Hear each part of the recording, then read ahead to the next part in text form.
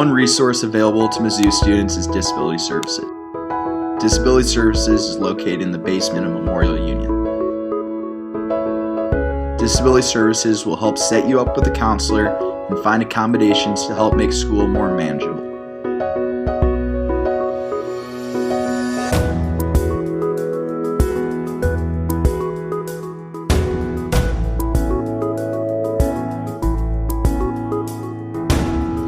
Another great resource that is available to students is the Wellness Resource Center, located in the basement of the Student Center.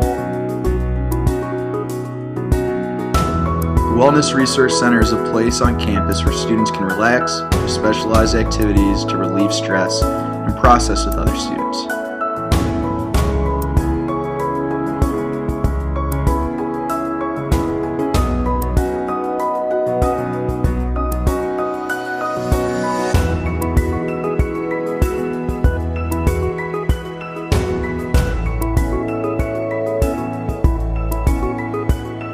Students can also get help at the Student Health Center, which is located on the 3rd floor of the University Physicians Medical Building. Here, students can meet with doctors and counselors to talk about their symptoms and receive advice and help.